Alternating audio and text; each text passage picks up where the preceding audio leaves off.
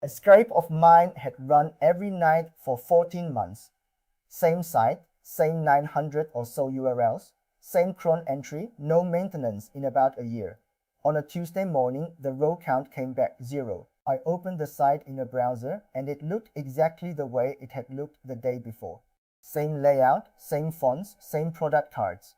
I pulled the HTML of one page and checked it against a copy I had saved in March, and the parts my scraper cared about were identical. Nothing about the site had changed. Something had been put in front of it. Why I am the one telling you this? I run mobile proxy lines here in Singapore. Real SIM cards, modems on a powered hub in my flat.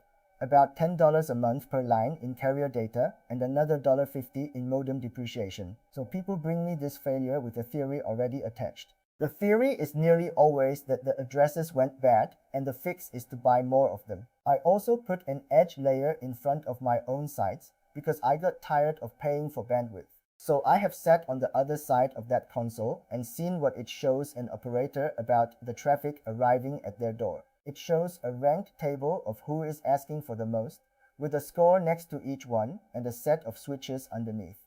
Acting on it takes no engineering. You read a row and you tick a box, what an edge layer actually is. Before, your client asks DNS where the site lives. DNS hands back an address that belongs to their server. You open a connection to that machine, their web server answers, and the whole conversation is between you and them. After, DNS hands back an address belonging to a network of machines that are not theirs. The nearest one of those machines answers you. It terminates your connection, reads your request, decides what to do about it, and only sometimes goes and asks the real server anything. The real server still exists, still runs the same code, still returns the same HTML. You are just no longer the one talking to it. On their side, this was a DNS change and an afternoon of configurations. That asymmetry is worth sitting with. One record edited on a Tuesday, and every scraper pointed at them starts from scratch. Your handshake is now the first thing anybody reads. This is the part that catches people who did everything else right. When you open an encrypted connections, before a single byte of HTTP exists, your client sends a hello.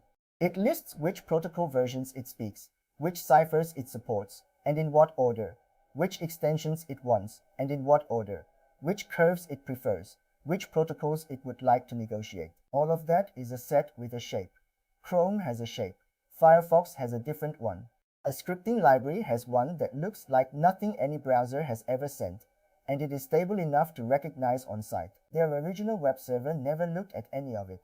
It was software for serving pages, and it had no opinion about who was asking. The Edge is different software written by different people for a job that includes telling clients apart at the front door. It reads your TLS hello before your request exists. So your user agent string, which says Chrome, is now sitting next to a handshake that says scripting library. Those two disagree, and catching the disagreement takes no cleverness whatsoever. Your logic never ran, your headers were never read. The decision happened in the first packet. How to tell this from a redesign? Two tells, and both are free. The response headers change character. A different server name, cache headers that were not there before. A request identifier, sometimes a cookie handed to you on a first visit that you never asked for. The body can be byte for byte the same, while the headers are a different document entirely. I keep the response headers of one known good request per target in the repo next to the scraper. Diffing that against today is a 15-second check, and it is also the check I skip most often, which I will come back to. The second tell is uniformity. A redesign breaks one parser. Your product page selector stops matching and the listing crawl carries on fine because a person changed one template. An edge layer breaks every URL at once, including the ones you never touch, including the robots file.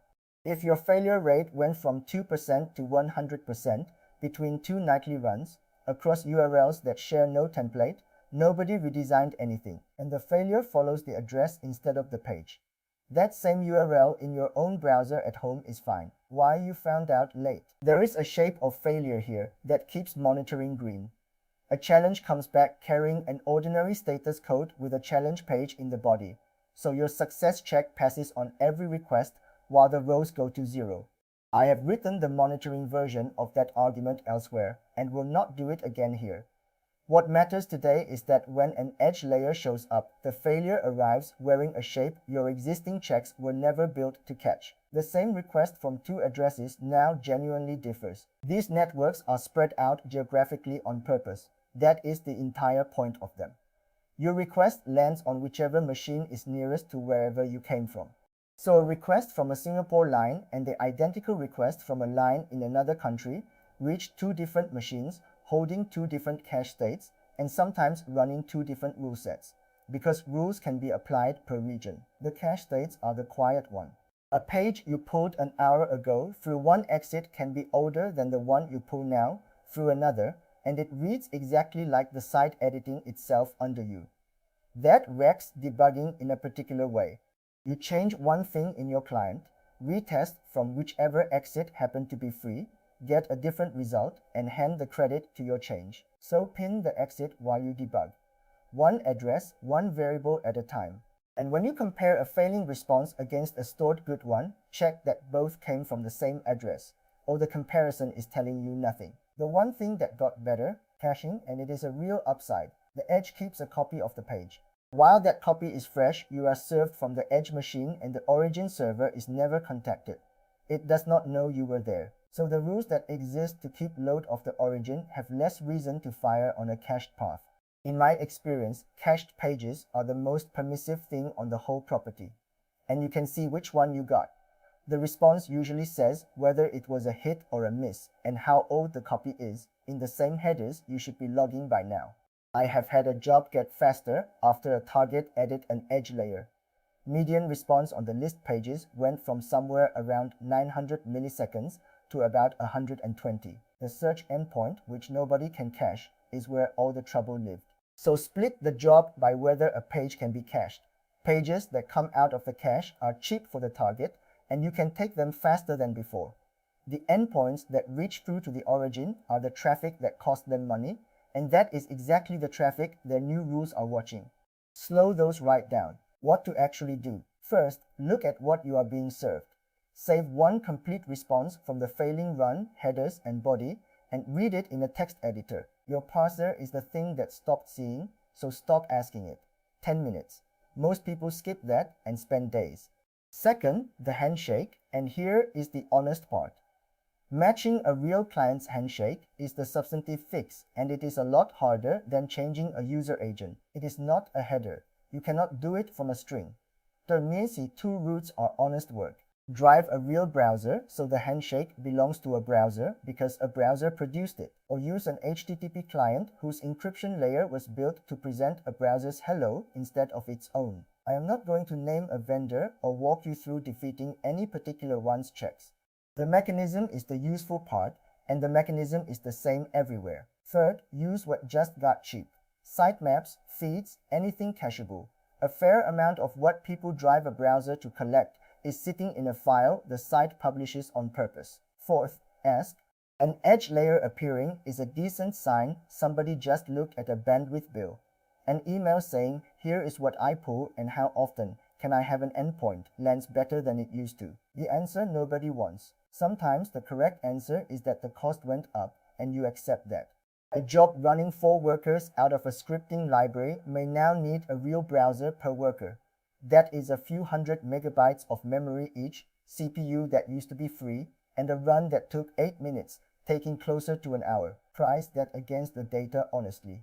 If the numbers were worth $40 a month of proxy and a cron entry, they may not be worth a box, a fleet of browsers, and somebody keeping all of it alive. I have dropped 2 targets on exactly that arithmetic. One of them I could probably get working if I sat with it for a week. I decided the maintenance after that week was worth more than the data was, and I still think that was right. The 3 days I wasted, I had this failure and I spent 3 days on the wrong layer. I assumed rate limiting, because rate is the answer most of the time, and I have said so on this channel. Cut concurrency to 1, put 10 seconds between requests, waited a day, ran it again, same failure on every URL. Then I did the thing I tell customers not to do and bought 2 more lines. Same failure, now more expensive. The answer was sitting in the first response I saved on day 1 and never opened. The headers had a cache status field that had not been there a month earlier. One line, whole story. I had been reading the body the entire time because the body is where the data is. The change was above the body. That is why the header diff is the first thing I run now on any sudden total failure. 15 seconds, and it would have saved me 3 days and 2 lines I did not need. What I cannot tell you is a man-specific target is running. I watch a handshake leave and the response come back, and I infer from outside, and I have been wrong doing it. And a handshake that matches a real browser today will not match in 6 weeks, because browsers ship updates every few weeks and the shape moves each time. Treating that as a fix is the mistake. It is something you maintain forever, or something you decide is not worth maintaining. The header diff I run, the split between cached and uncached paths, and the numbers I use to decide a target is no longer worth it, are at proxyscraping.org. Subscribe for more on proxies for scraping.